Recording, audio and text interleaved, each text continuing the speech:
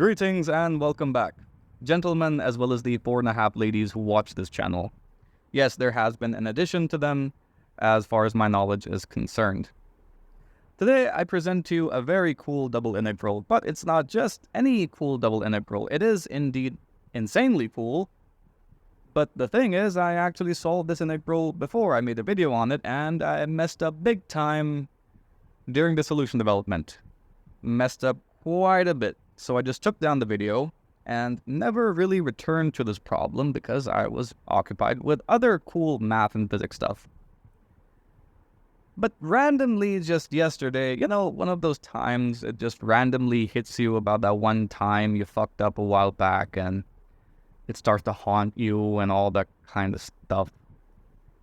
That does happen to me a lot, which is normal. I mean, it's perfectly normal. I hope it's normal anyway. But the important thing is that I returned to this integral, and this time I actually fixed the errors. So what do we have? We have the double integral from 0 to 1 of log 1 divided by e to the x plus e to the y dx dy. So yes, that is indeed insanely cool. But how do I want to begin the solution development? Well, I'd like to expand using e to the negative x for the argument of the log function. So we have the double integral from 0 to 1 of log e to the negative x divided by e to the negative x times e to the x plus e to the y, which of course simplifies to 1 plus e to the y minus x dx dy. And now we can make use of the properties of the logarithm and write this as the double integral from 0 to 1 of log e to the negative x minus log 1 plus e to the y minus x dx dy. We now make use of the linearity of the integration operator and get a couple of integrals. We have first off the double integral from 0 to 1 of log and e are, inverse functions. Log and the exponential are, of course, inverse functions, so we just have negative x dx dy minus the double integral from 0 to 1 of log 1 plus e to the y minus x, which indeed looks pretty awesome. And the first integral is, of course, very, very simple. It's just the integral from 0 to 1 of negative x dx times the integral from 0 to 1 of dy, which, of course, is negative x squared by 2, limits being 0 and 1, and the integral with respect to y is, of course, 1. So this thing gives us negative 1/2. And I'll call this one I sub 1 because it deserves some extra attention. No, wait. I won't call it I sub 1 just yet. I'll note that the target integral I equals negative 1/2 plus the double integral from 0 to 1 of log 1 plus e to the y minus x dx dy. And I'm going to single out the integral with respect to x. Just take it to the side. Just, talk to him. Not gonna hurt him at all. Just give him a nice talk. So we'll call this thing I sub 1. So we have I sub 1 being the integral from 0 to 1 of log 1 plus e to the y minus x dx dy. And now I'd like to make the transformation that is letting negative e to the y times e to the negative x equal t. And this is pretty cool because note that I messed up again. It's supposed to be just dx. We're integrating first with respect to x, so we're holding y constant. So differentiating gives us e to the y times e to the negative x dx equal to dt, and this implies that dx equals dt divided by e to the y times e to the negative x, and this thing should be equal to negative t, so we have dx turning into negative dt by t. Okay, cool. Now what about the limits of integration? Well, as x tends to 0, we have t tending to negative e to the y. Terribly sorry about that. And as x approaches 1, we have t approaching negative e to the y times e to the negative 1, which of course simplifies to negative e to the y minus 1. And this is quite nice. It seems like a very, very nice transformation. And let me just zoom out a bit. Over here. And here, just to give myself some extra writing space. Much better. Okay, now we write the target integral I sub 1 as the integral from it's negative e to the negative y to negative e to the y minus 1. And I messed up again. Why do I keep calling this e to the negative y? It's just e to the y. I don't know. Maybe exponentials with negative arguments are just so nice. Indeed, they are.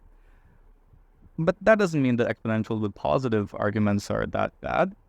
Why discriminate amongst such nice functions?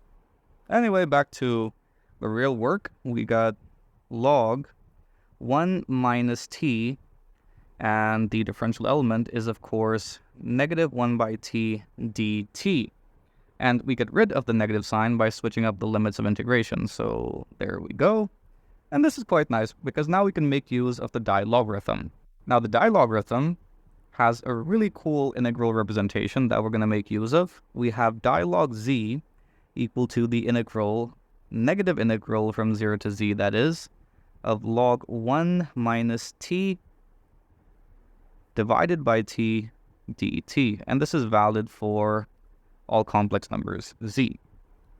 Okay, cool. But what if the lower limit is not 0? Well, there's a very nice demonstration here that if we have dilog z1 minus dilog z2, then we have negative integral from 0 to z1 minus the integral from 0 to z2 of log 1 minus t divided by, plus sign here because of the cancellation, divided by t dt. But we can recover the negative sign by switching up the limits of integration. So we have z2 down here, 0 up here. We can factor out the negative sign, which is quite useful indeed, because this shows that we can combine the integrals. This is now the integral from z2 to z1 of log 1 minus t divided by t dt. This is supposed to equal dilog z1 minus dilog z2. Okay, cool. That means all we have is dilog this thing. No, wait, it's the upper limit. Yeah, it's the upper limit first. So we have dilog this thing minus dilog that thing. And this implies that the target integral I equal what exactly? Oh, yeah. We have the Dilogarithm at negative e to the y, that is, minus the Dilogarithm at negative e to the y minus 1. And now we can plug this result back into the target integral and integrate with respect to y. Oh, look, there's the integral. So we plug in our result and get I equal to negative 1/2 plus the integral from 0 to 1 of the Dilogarithm of negative e to the y, again, minus the Dilogarithm of negative e to the y minus 1 dy. Again, we make use of the linearity of the integration operator and get negative 1/2 plus integral 0 to 1 dilog negative e to the y dy minus integral, terribly sorry about that, integral 0 to 1 dilog negative e to the y minus 1 dy. And for both these integrals, we make a transformation, or rather it's the transformation with the same dummy variable. Let me explain what I'm talking about. First up, here we're going to let negative e to the y equal t, because this implies, I already used t, of course it doesn't matter, but just for variety, we'll do a u substitution. Or we could let it be equal to theta or something like that. Nah, too fancy. We have u. So that means negative e to the y dy equals du. And what about the limits of integration? Well, as I give myself some writing space. Nah, fine. As y approaches 0, we have u approaching negative 1. And as y approaches 1, we have y approaching negative e. Those are some nice limits. So that means we have I being negative 1/2 plus the integral from, terribly sorry about that, integral from where to where again? The lower limit is negative 1, upper limit is negative e, we have the Dilogarithm of u. Of course, again, it doesn't matter, just a dummy variable, but I'm trying to be consistent. Dilog u, and what about the differential element? Well, this implies the dy is just negative du by u, correct? No, wait, it's actually du by u. We already have the negative sign in the u sub. Okay, cool. And this is actually very cool because now we can invoke the Trilogarithm. This is sort of like a crash course for you guys in polylogarithms. It's nice to see these functions popping up while solving integrals. And what about for the other integral? Well, we make a similar transformation here where we're gonna let negative e to the y minus 1 equal, I can use u again. Let me see. We got x, we got y as well, we got t, we got u. What about lambda? That sounds really fancy. Nah, I'm probably gonna mess things up while writing something.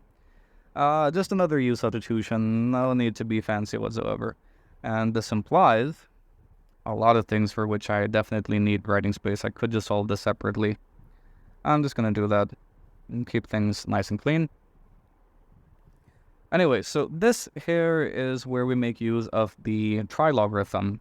So the Trilogarithm, or in general the polylogarithm of order s plus 1 at z equals the integral from 0 to z of the polylogarithm of order s at t divided by t dt. Okay, cool. So we do have the Trilogarithm, and that is pretty cool. And by the way, the same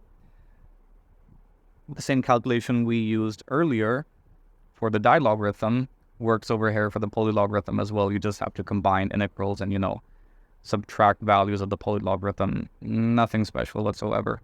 So that means if I just move this up and return back to orange, this thing is supposed to equal the polylogarithm of order 3 or Trilogarithm at negative e minus the Trilogarithm at negative 1. And we'll get to that in just a bit. First up, I do still have the integral from 0 to 1 of the Dilogarithm of negative e to the y minus 1 dy. And now I can make my transformation, being extra careful. We let negative e to the y minus 1 equal u. This implies that negative e to the y minus 1 dy, terribly sorry about that, equals du. And this implies that dy is just du by u, which is, of course, quite nice once again. What about the limits? Well, we now have the integral from, as y approaches 0, we have negative e to the negative 1, so that's negative 1 by e. And for y approaching 1, we get negative 1, which is, again, quite cool.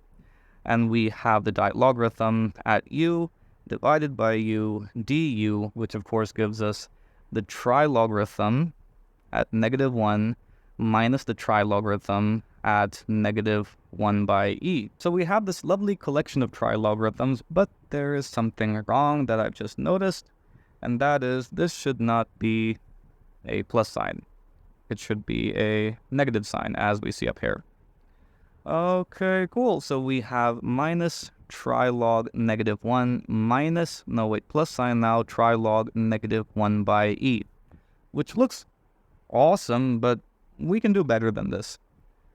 We have trilog negative 1, and we can use the series expansion of the Trilogarithm to evaluate this. The polylogarithm of order s at z can be expanded as the sum over the positive integers k of z to the k divided by k to the s, provided that the absolute value of z is less than or equal to 1. And in our case, we have the Trilogarithm at negative 1 being the sum over k of negative 1 to the k divided by k to the third power. And this, of course, with an extra negative sign, is the Dirichlet eta function at the argument equal to 3, which is, of course, extremely nice. So we have two of these, in fact, and the negative signs do cancel out quite nicely. But first up, how is the eta function expressed in terms of the zeta function?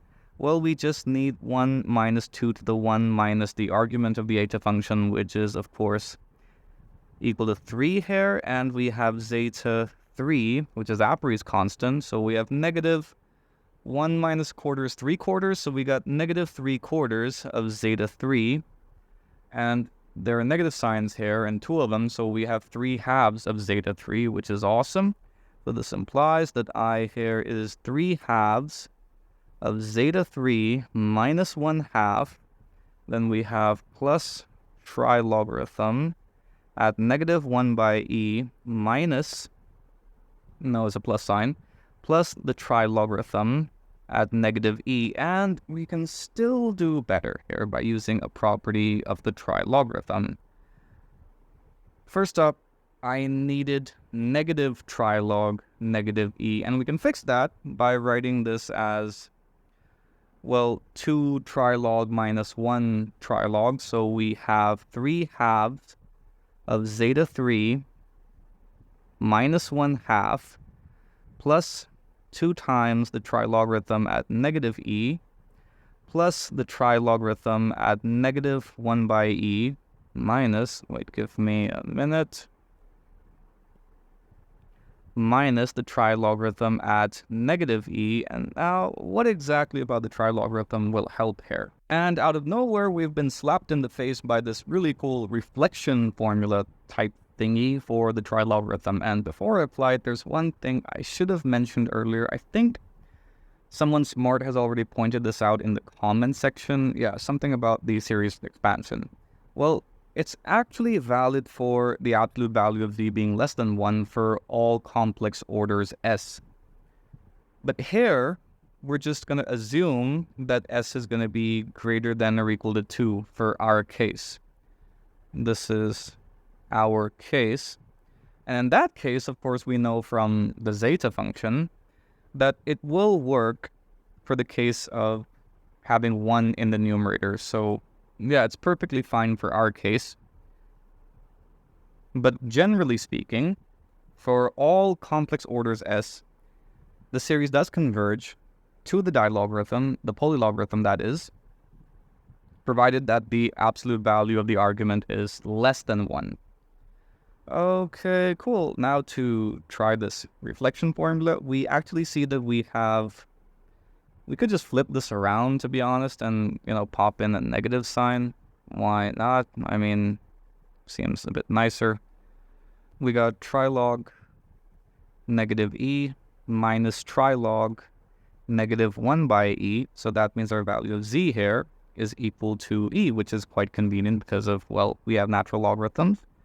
So we have trilog negative e minus trilog negative 1 by e equal to negative 1 by 6. Log e is just 1 minus pi squared by 6, which is, of course, zeta 2. And yes, I will write it as zeta 2, not as pi squared by 6. It is just so damn cool. And we already have zeta 3 there, so it makes things even better. So our target integral I, after this very, very concise, compressed short course, this crash course on polylogarithms, we find that our integral equals 3/2 of Apéry's constant zeta 3.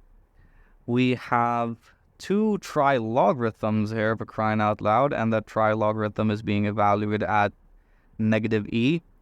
We have negative sign there, so that's a plus now. We have zeta 2, and we have negative 1/2 minus 1 by 6. No, wait, it's a plus 1 by 6.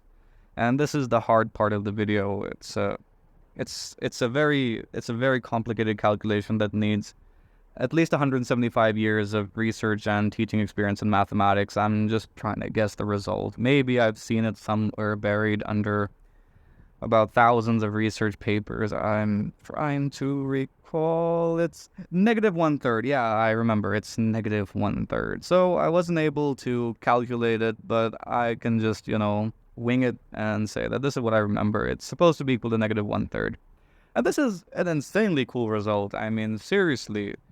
Bro, you got zeta 3, you got zeta 2, You got a trilogarithm at -e, and you got that -1/3 just chilling in the corner.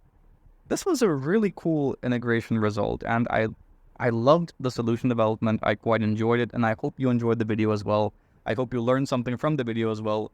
Do drop me a follow on Instagram. I post all my write-ups over there, as well as some tools that I reference from time to time. I do need to make a proof video on this reflection formula.